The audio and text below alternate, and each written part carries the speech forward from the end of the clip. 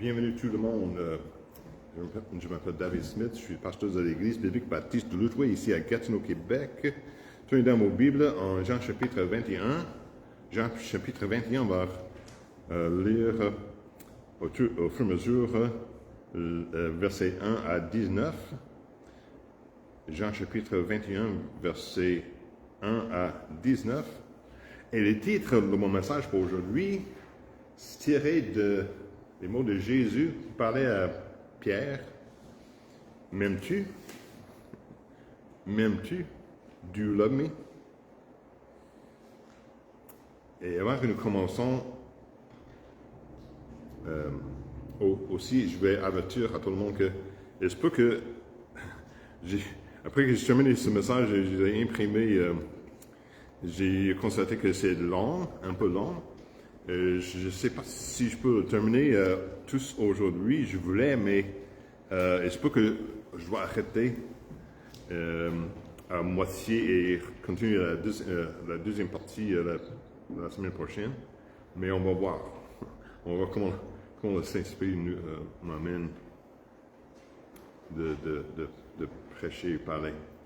Mais avant que nous commençons, prions Dieu. Merci, Père Céleste, pour tout ce que tu nous donnes. Merci pour ta fidélité envers nous. Que tu puisses ouvrir nos cœurs et nos esprits, de comprendre ce que tu veux nous enseigner à travers ta parole, à travers ce message que tu m'as donné, et que tu puisses empêcher les puissances des ténèbres de nous empêcher à concentrer et que nos cœurs soient ouverts pour recevoir ta parole et que ta parole puisse pénétrer dans nos cœurs et nos esprits, afin que nous puissions être changés, encouragés, édifiés par ta parole et que ton Saint-Esprit soit parmi nous pour nous aider à comprendre ce que tu veux nous enseigner et que tu puisses me pardonner de tous mes péchés, comme tu as commandé, comme tu as promis, que tu puisses me remplir de ton Saint-Esprit, afin que je puisse avoir la liberté de prêcher ta parole comme il faut pour que les gens puissent être encouragés. Et s'il y a quelqu'un qui n'est pas 100% certain d'être sauvé, qu'il puisse mettre confiance en Jésus-Christ comme le Sauveur personnel dès aujourd'hui. Et nous remettons toutes ces choses entre tes mains. Au nom de Jésus. Amen. Amen. Amen. M'aimes-tu? M'aimes-tu? Do you love me? Jean chapitre 21, verset. On va commencer dans un instant avec juste verset 1 à 8. Jean chapitre 21, verset 1 à 8, mais au fur et à mesure, on va lire toutes les sections jusqu'à verset 19. Mais après, on va mettre les choses en la situation. Vous connaissez, il y a juste quelques semaines, c'était la Pâque, la résurrection, la journée de la résurrection. On a prêché quelques messages au sujet de ce que les disciples ont fait après la résurrection. Et ici, c'est un des derniers instants où Jésus est apparu finalement aux disciples. Et après la résurrection, Jésus a rencontré les 11 apôtres, les 11 disciples. Rappelez-vous, un des disciples était mort. Ils n'ont pas encore choisi un 12e parmi les autres disciples. Et Jésus a rencontré les 11 apôtres ou les 11 disciples en Galilée. Pierre et 6 autres sont allés pêcher une nuit, mais n'ont rien pris. N'ont pris rien. Jésus les a accompagnés tous et particulièrement Pierre. Et on va parler de ça. Le Seigneur Jésus avait dit à ses disciples de le retrouver en Galilée. Pendant qu'ils l'attendaient, Pierre a décidé de retenter sa chance à la pêche, qui était un pêcheur par son métier. Le résultat, décevant. Mais l'histoire ne se résume pas au filet vide. Mais mon premier point, c'est travailler toute la nuit. Les disciples ont travaillé toute la nuit à la pêche. Lisons Jean chapitre 21, verset 1 à 8. L'évangile de Jean 21, verset 1 à 8 pour commencer. La Bible dit, Après cela, Jésus se fit encore voir aux disciples près de la mer de Tibériade, et il se fit voir de cette manière Simon-Pierre et Thomas, appelé Didyme, Nathanaël, qui était de Cana en Galilée, et les fils de Zébédée, et deux autres de ses disciples étaient ensemble. Simon-Pierre leur dit, « Je vais pêcher. » Ils lui dirent, « Nous allons aussi avec toi. » Ils sortirent et entrèrent aussi dans la barque, mais ils ne prirent rien cette nuit-là. Verset 4. Le matin était venu. Jésus se trouva sur le rivage, mais les disciples ne savaient pas que c'était Jésus. Jésus leur dit, « Enfants, n'avez-vous rien mangé ?» Ils lui répondirent, « Non. » Et il leur dit, « Jetez le filet du côté droit de la barque. Vous trouverez. » Ils le jetèrent donc et ne pouvaient plus le retirer à cause de la quantité de poissons. C'est pourquoi le disciple que Jésus aimait dit à Pierre, « C'était le Seigneur. » Et Simon-Pierre, apprenant que c'était le Seigneur, se ceignait de sa robe de dessus, car il était nu, et se jeta à la mer. Mais les autres disciples vinrent avec la barque traînant le filet plein de poissons, car il était éloigné de terre que d'environ 200 coudées. Un coudé, c'est environ 18 pouces. 18 pouces. Alors, combien de fois avons travaillé toute la nuit? Combien de fois avons-nous entendu quelqu'un nous dire « Ne restez pas plantés là, faites quelque chose » ou faites quelque chose même si c'est mal, on pourra y remédier plus tard. Certes, il y a un temps pour, oui, agir, quoi que cela signifie, mais parfois cela engendre des dépenses qui n'auraient pas été engagées si nous avions simplement entendu et fait ce qu'il fallait. C'était exactement ce qui est arrivé aux 11 apôtres. À ce moment-là, Jésus était déjà ressuscité des morts, était apparu une semaine après le jour de la résurrection à Thomas, ainsi qu'aux autres apôtres, aux autres, et leur avait dit, paraphrasé de Matthieu 28, 10, « Montez en Galilée, je vous y retrouverai. » Et c'était tout. Alors, attendez-moi, dit Jésus, et cela me semble une requête raisonnable, n'est-ce pas? Alors, voir un ordre. Après tout, tout ce qu'ils avaient à faire, c'était à quitter de Jérusalem, et je ne pense qu'aucun d'entre eux était trop pressé d'y rester à ce moment-là, et de marcher jusqu'en Galilée, qui était un peu loin de Jérusalem, puis de rencontrer Jésus.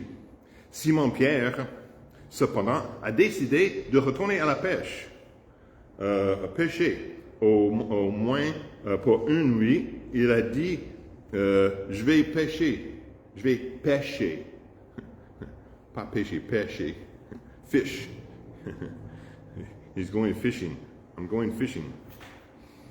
Et les 6 autres, la moitié des 12 apôtres initiaux, l'ont rejoigné en disant peut-être quelque chose comme, ici ce qu'ils disent dans la Bible, ils auraient pu dire aussi quelque chose comme ça me convient ou oui, je suis partant, ou outre Pierre lui-même, il y avait, on a mentionné André et son frère, et ils ont mentionné les fils de Zébédée qui sont Jacques et Jean, et avaient à moins péché sur la mer de Galilée avant de devenir disciples de Jésus.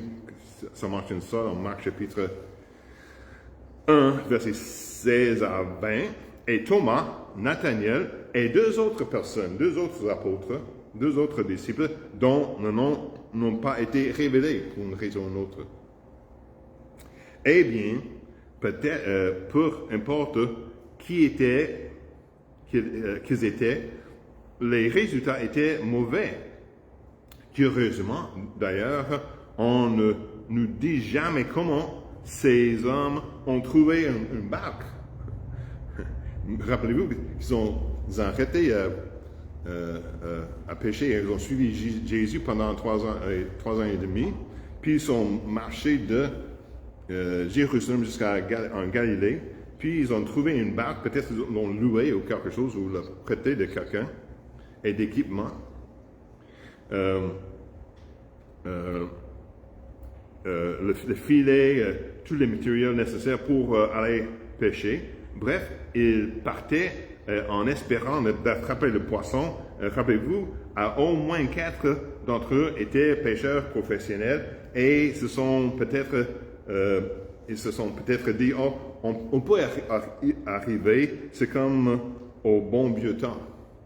Alors, oui, c'était comme au bon vieux temps, comme quelques années auparavant, lorsque Simon-Pierre et, je suppose, André aussi avaient travaillé toute la nuit sans rien prendre et étaient probablement agacés lorsque Jésus a demandé de jeter le filet en plein jour, rien de moins, ce qui, je crois, est le pire moment de la journée pour attraper du poisson. Les voilà donc dans une barque. Ils avaient acquise peut-être être loués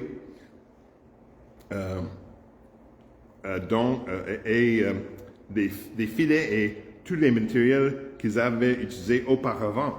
Ils avaient travaillé toute la nuit sans rien attraper et je ne peux m'empêcher de penser qu'au moins quelques-uns de ses disciples se souvenaient d'un événement survenu environ 1 an auparavant, lorsque Jésus avait demandé à Simon-Pierre qu'il pouvait emprunter la barque pour prêcher depuis l'eau. Alors, dans Luc chapitre 5, 1 à 11. Simon a accepté, Jésus a prêché dans le petit bac, la petite barque, et puis Jésus a demandé à Simon de se lancer en pleine mer pour pêcher. La réponse de Simon frisait l'impolitesse, mais elle a dit, oui, parce que c'est toi, Jésus, je vais le faire, quelque chose de semblable. Alors, en sachant que moi je suis le pêcheur, mais je vais le faire quand même. Bon. Alors, mais après avoir travaillé toute la nuit et écouté Jésus prêcher, ils étaient maintenant en pleine mer. La récompense, cependant, valait la peine. Je vous encourage à lire cette histoire pour vous-même. Alors, en gardant cela à l'esprit, rappelons-nous que les disciples ont entendu une voix peut-être familière, mais peut-être différente. Celui qui parlait leur a posé une question très pénétrante. « Enfants, n'avez-vous rien à manger ?» On pourrait traduire cette question ou une paraphrase de cette question par enfant, avez-vous du poisson? Et bien sûr, ils ont répondu non, ou non, on n'a rien attrapé.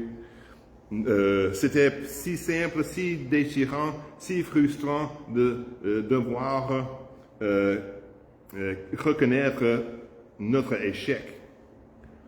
Cela nous est-il arrivé à tous au moins une fois, n'est-ce pas?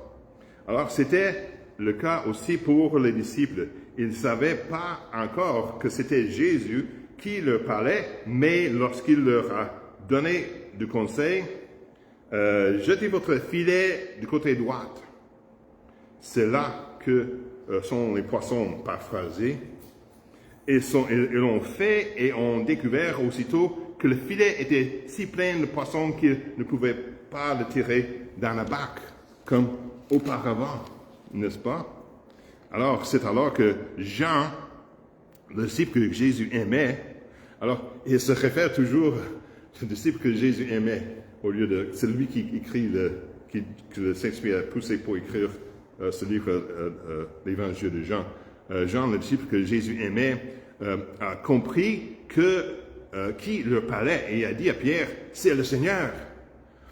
C'était suffisant à Pierre, il se saignait de sa robe de dessus, nu dans ce cas-ci signifie qu'il était seulement déshabillé pour travailler, ne portant que ses vêtements de dessous pour pêcher, et se jeta à la mer, laissant les 6 autres apôtres, 6 autres disciples dans la barque.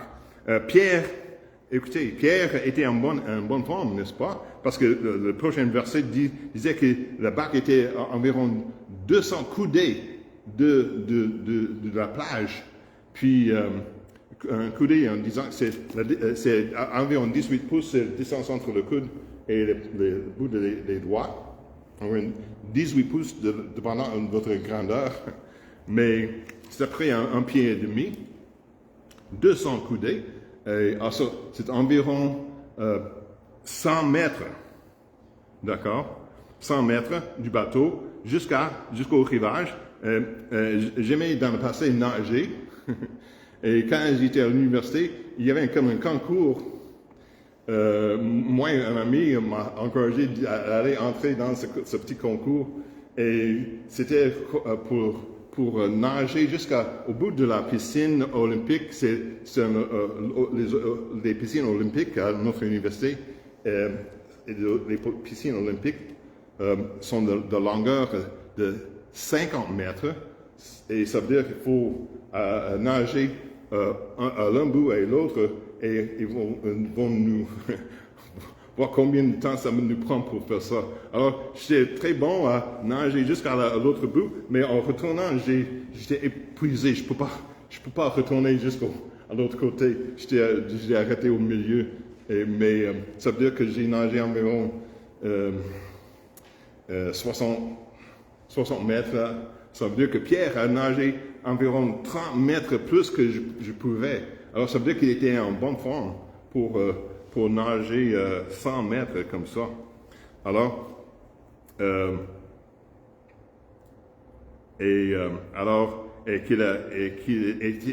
ainsi qu'il a vêtu avec sa robe, son manteau. Alors, on pensait que un commentateur Matthew Henry pensait que on pense que d'habitude c'était un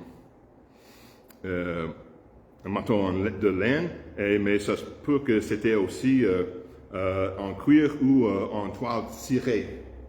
Mais les autres disciples ont réussi à emmener le petit barque jusqu'à la plage, et ils tiraient le filet encore plein de poissons jusqu'au rivage, où ils allaient recevoir une très agréable surprise. Alors, le deuxième point de mon message, c'est réchauffement près du feu. Réchauffement près du feu. Et on va lire Jean chapitre 9, 21, verset 9 à 14. Jean chapitre 21, verset 9 à 14. Verset 9 nous dit, « Quand ils furent descendus à terre, ils virent de la braise qui était là, et du poisson dessus, et du pain. Jésus leur dit, apportez ces poissons que vous avez pris maintenant. Simon-Pierre remonta et tira le filet de terre, à terre plein de 153 grands poissons. 153 grands poissons. Et quoiqu'il y en eût tant, le filet ne se remplit point. Jésus leur dit, venez dîner. Et aucun des disciples n'osait lui demander, qui es-tu? Sachant que c'était le Seigneur. Verset 13. Jésus donc s'approcha et prit du pain et leur en donna, ainsi que du poisson.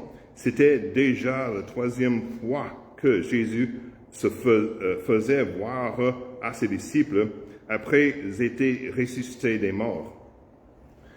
Donc, on ne sait pas qui a atteint la plage en premier.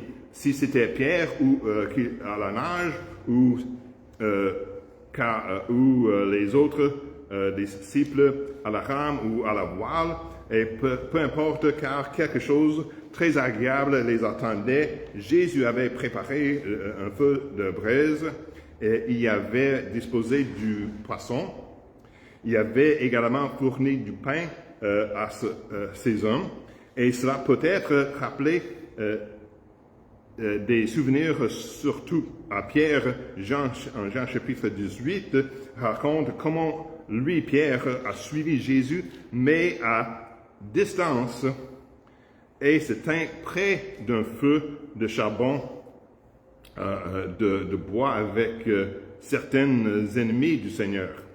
Il y a de nombreuses années, Dr. Oliver Green, maintenant décédé, avait diffusé une série de messages radio sur l'évangile de Jean, et lors d'une mission l'émission s'appelle The Gospel Hour, l'heure de l'évangile en français, avait prononcé des paroles émouvantes comme « Mieux valait geler pour Jésus que d'essayer de réchauffer en se tenant près du feu du diable. » Alors, et peut-être se souvenaient-ils tous des 2 occasions où le Seigneur avait nourri 500 ans, puis 400 personnes, tous en utilisant, vous l'aurez deviné, du poisson et du pain. De même, Jésus avait nourri tant de personnes, il allait maintenant n'en nourrir que quelques-uns. Le Seigneur leur a demandé d'apporter quelques-uns des poissons qu'ils avaient pêchés, puis de déguster un petit déjeuner préparé par le Seigneur lui-même. Il leur a dit, venir dîner, ou en autre mot, mangeons, et les invitant à déjeuner avec lui. Remarquez aussi comment il a pris le pain, l'a rompu et leur a donné, suivi du poisson de la même manière. Comme ils avaient fait 2 fois auparavant. Les disciples ne l'avaient peut-être pas reconnu au début, mais ils s'en souvenant sûrement maintenant.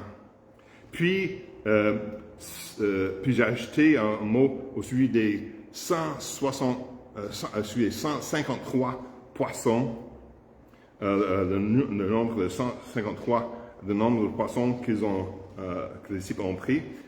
Voici, ils ont plusieurs interprétations ou spéculations de la signification du nombre de 153. Voici quelques-uns. Le nombre exact de poissons 153 est un détail unique dans les évangiles, ce qui suggère son importance. Plusieurs interprétations du nombre 153 ont été proposées, notamment, par exemple, si je peux le trouver, c'est un nombre triangulaire. Ça veut dire que le numéro 153 est un nombre triangulaire. Si on ajoute 1 plus 2 plus 3 plus 4 jusqu'au numéro 17, on arrive au numéro 153, que certains interprètent comme un symbole de la Trinité. Ils ont arrivé au numéro 17 comme les 10 commandements pour l'Ancien Testament, les 7 dons du Saint-Esprit dans le Nouveau Testament, où les autres pensent les 7 peuvent être représentés par les 7 disciples qui étaient présents ici, mais ils arrivent, c'est comment ils ont arrivé au numéro 17, qui, comme on l'a dit, c'est un nombre triangulaire, qui on les ajoute l'un après l'autre jusqu'au numéro 17, ça amène au numéro 153. Une autre possibilité, c'est un lien possible de judaïsme. Alors, le cycle de la Torah, c'est le premier 5 mais non, le Torah, c'est l'écriture que les Juifs ont eue à ce temps-là, de 3 ans, le cycle de Torah, la Torah de 3 ans, utilisé en Palestine vers le premier siècle, comportait 153 portions, ce qui suggère un lien potentiel avec la transition du judaïsme au christianisme. Une autre possibilité, c'est juste un numéro pratique. Après, quand nous faisons la pêche, nous comptons les gens, on dit, est-ce que tu as attrapé quoi que ce soit? Et il veut savoir combien vous avez attrapé. Alors, les pêcheurs ont l'habitude de compter les poissons qu'ils ont attrapés, n'est-ce pas?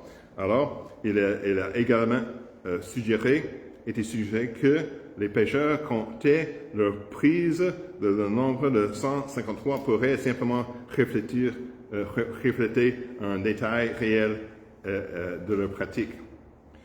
Inutile de se tarder ici, où j'avais plusieurs autres que je peux mentionner, mais laissons les disciples, les seigneurs savourer le repas, ce petit déjeuner sur la plage, comme on l'appelait, mais l'histoire ne s'arrête pas là. Et implique Pierre et le Seigneur lors d'une conversation plus ou moins privée. Alors, j'ai 5 minutes qui restent. Je pense que je ne vais pas terminer cette dernière partie. Je pense que ce serait une bonne place pour arrêter. D'habitude, si je sais que c'est un long message, je l'ai séparé d'avance en 2, mais après que j'ai terminé et imprimé tout ça, j'ai découvert que c'est trop long pour une journée. Alors, je vais prêcher la deuxième partie de ceci la semaine prochaine. Et si vous pouvez garder vos feuilles, je vais apporter d'autres la semaine prochaine. Mais le troisième point, juste pour que vous pouvez lire d'avance, les paroles échangées entre le Seigneur Jésus et Simon-Pierre, et c'est dans les derniers textes, versets 15 à 19. Et c'est d'où est venu où Jésus a demandé à Pierre, m'aimes-tu? Il a dit, je vais juste lire un des parties, verset 15, où il dit, après qu'ils eurent dîné, Jésus dit à Simon-Pierre, Simon, fils de Jonas, m'aimes-tu plus que ceci? Alors, je vais arrêter là et on va continuer ceci la semaine prochaine. Alors, à la fin de ce message, je veux vous poser la question, est-ce que si Jésus vous demande, m'aimes-tu? J'espère que vous pouvez répondre, oui, Seigneur, je t'aime. Alors, si vous avez une relation personnelle avec lui, vous pouvez lui dire, oui, Seigneur, je t'aime. Prions Dieu. Merci, Père Céleste, pour tout ce que tu nous donnes. Merci pour ta fidélité envers nous. Que s'il y a quelqu'un qui écoute à ce message qui n'est pas à 100% certain d'être sauvé, d'être capable de dire, oui, Jésus, je t'aime. parce qu'ils ont déjà mis leur confiance en Jésus comme le sauveur personnel, qu'ils puissent mettre leur confiance en Jésus comme le sauveur personnel dès aujourd'hui, en constatant qu'ils sont pécheurs, et demander à Jésus d'être leur sauveur personnel. Et nous prions toutes ces choses, et nous remettons toutes ces choses entre tes mains. Au nom de Jésus, Amen. Amen. Chantons, prenez vos livres.